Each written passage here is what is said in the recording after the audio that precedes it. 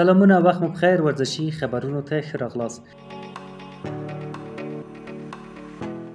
د پاروان ولایت د تکواندو سیالۍ د پاروان په ورزشي جمنازیوم کې د پاروان، کاپیسا او کابل ولایتونو د 100 ورزشکارانو په ګډون پیل شوې او د پاروان د ټیم په اتلولۍ سره پای ته ورسېدې. د ماشومانو او تنکیو ځوانانو د عمر په کټګورۍ کې د ورزشکارانو دغه سیالۍ د یوې ورځې لپاره پیل شوې. د دغه سیالیو په پای کې د پاروان ورزشکارانو په ډېرو نومرو سره لومړی مقام، د کابل ښاروالۍ ټیم دویم او د اقرا لیسې ټیم دریم مقام خپل کړ. په دې سیالیو کې هغه ورزشکارانو ته چې ښه وځلېدل د ورزش د مسؤلینو لخوا هغې ته ستاینلیکونه، کپونه او میډالونه ورکړل شول.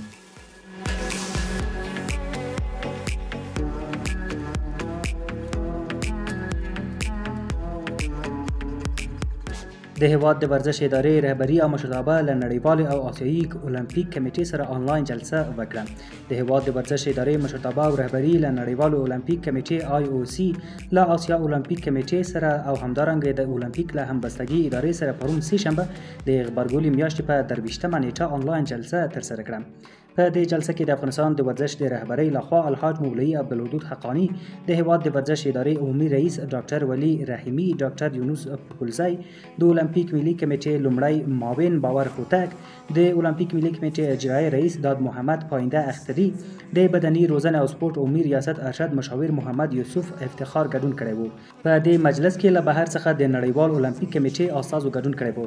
په یاده جلسه کې د دواړو اړخونو ترمنځ د رغنده اړیکو پر دوام او لا پراختیا ټینګار وشو. د غونډې په پای کې دواړو اړخونو په دې هوکړه وکړه چې په نږدې راتلونکي کې په حضوري ډول دا ډول مجلس سره ولري او اړوند مسایل به له نږدې سره وڅېړي.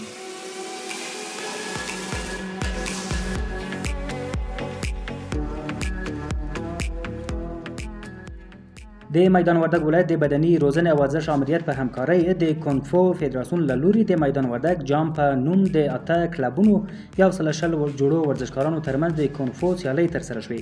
په دغه سیالیو کې د یاد ولایت د کلبونو ترڅنګ له کابل ولایت ورزشکارانو هم ګډون کړی وو چې په پایله کې د استاد میرویس نظري کونګ فو کلب سرو زرو د 14 میډالونو په ترلاسه کولو سره لومړی مقام ترلاسه کړ. باید یادونه وشي چې د یادو سیالیو موخه د کونګ فو ورزش ته وده ورکول او د ورزشکارانو ترمنځ د یووالي فضا رامنځته کول وو.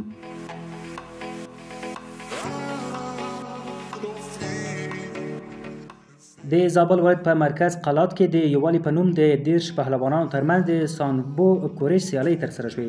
په دغه سیالیو کې د زابل په ګډون له هلمند، کابل، کندهار او غزنی ولایتونو څخه پهلوانانو ګډون کړی وو چې په پایله کې زابل لومړی، غزنی دویم، کابل دریم مقام ترلاسه کړ. باید یادونه وشي چې د دغه سیالیو موخه د ورزشکارانو ترمنځ یووالی او د سانبو کورش اړوند تجربو شریکول وو.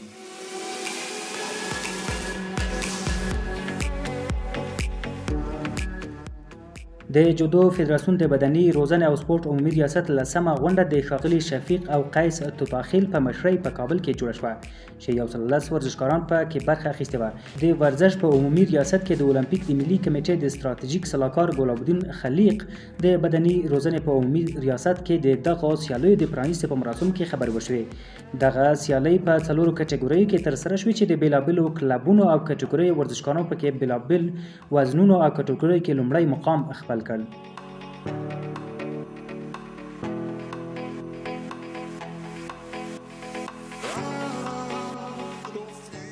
نجات مسعود په خپل لومړی ټیسټ لوبه کې 15 وکټې واخیستې.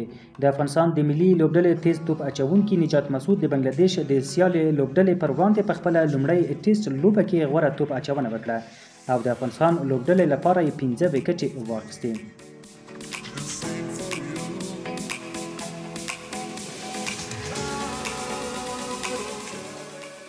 د افغانستان او بنگلادیش هیوادونو ترمنځ د ټیسټ لوبې دویمه پاڼۍ پای ته ورسېده. افغان لوبډلې په خپل لومړۍ پاڼۍ کې د بنگلادیش د 382 منډو په ځواب کې د خپل ټول لوبغاړو په زیان سره 140 منډې جوړې کړې. د افغانستان په ګټه افسر زازي 18، ناصر جمال 15 او کریم جنت 30 منډې جوړې کړې. او د کروشیا د فوټبال ملي لوبډلې هالند ته په ماته ورکولو سره د اروپا د فوټبال د اتلانو لیگ پایلوبې ته لار پیدا کړه.